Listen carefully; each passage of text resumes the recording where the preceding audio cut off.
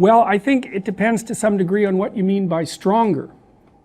So physical strength is one element, and like if you look at mythological heroes, imagine that the stories of heroes are fragmented elements of the archetype.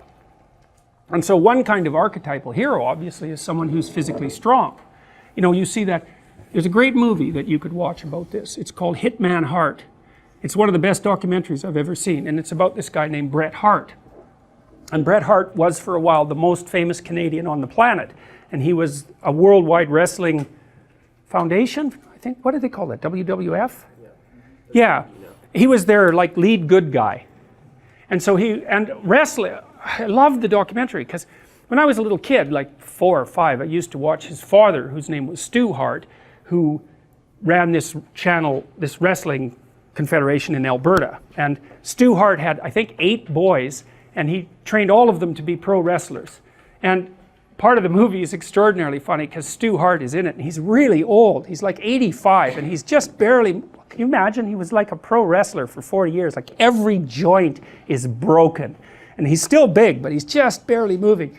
And this kid and another kid come over, and Stu is telling the story about how he used to take his boys into the basement and toughen them up. And I think Brett called that the journey to pain or something like that. His father would take all these kids down there and wrestle with them and push them right to the edge of their pain tolerance constantly. And anyways, they grew up tough. There's no doubt about that. And all his daughters married pro wrestlers too, and I think he had 7 daughters. So he's quite the character. Anyways, these 2 kids, they're late adolescence, early adulthood, come over, and one of them's pretty damn cocky.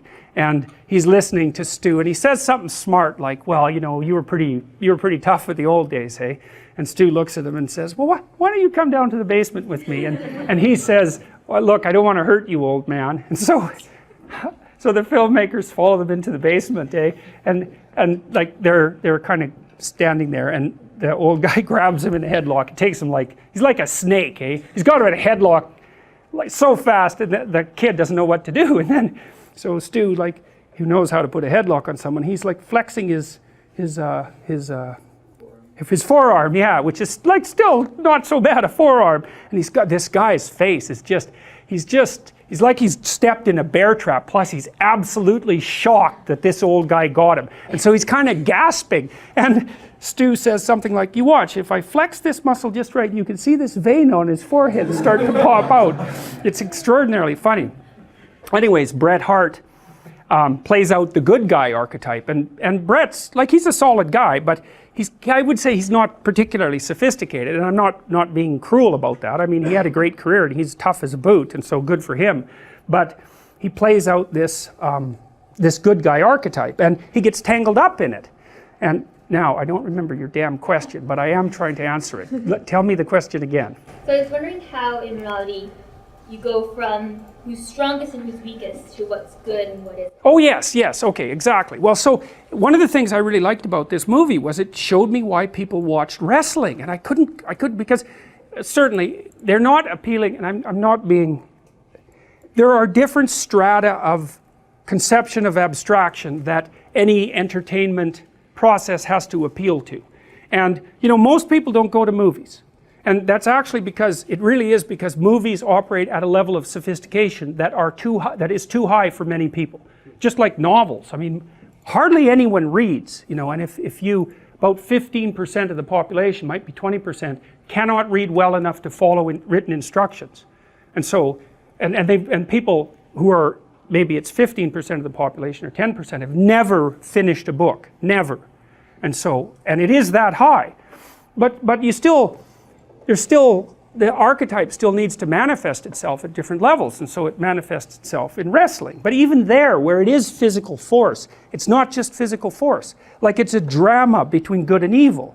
And you can see this so clearly in the Bret Hart documentary, because he's the good guy, and you know, the bad guys are really over the top bad. It's a real drama. It's like, it's good versus evil in the ring every time. And hopefully good wins, but good often gets, you know, maybe the bad wrestler brings 2 of his friends in, and they bring in chairs and they bash the hell out of the good guy, and the whole audience is just outraged by this. And the documentary does a lovely job of showing that. But So even at the level of physical combat, let's say, you can't reduce what's good to what's strong. It's just one element of it. Better to be strong than to be weak. And so you can have a strong hero because it's better to be strong than to be weak. But it's better to be strong and kind than to be strong. And it's better to be strong and kind and wise than to be strong and kind.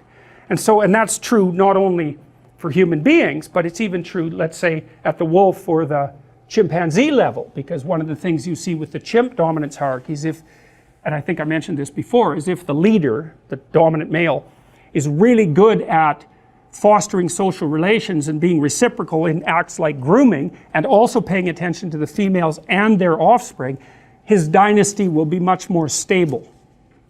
And so strong might be good for one battle, it might be good for 2 battles, but for 50 battles, it's not optimized.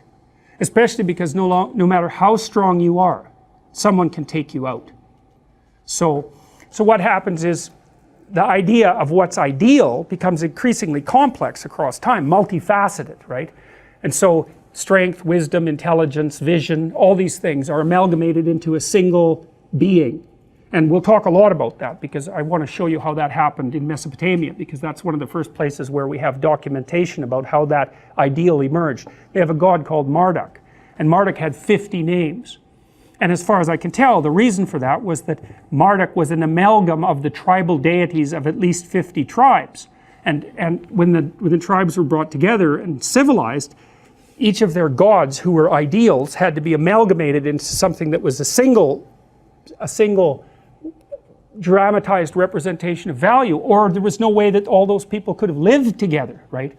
Their different value structures would have fragmented them and they would have stayed in a state of war.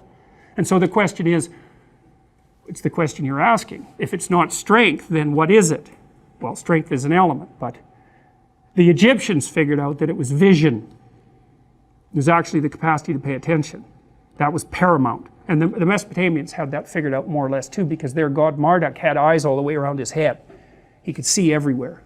So seeing was a critical element of what should be on top. And the other thing for the Mesopotamians was the ability to speak.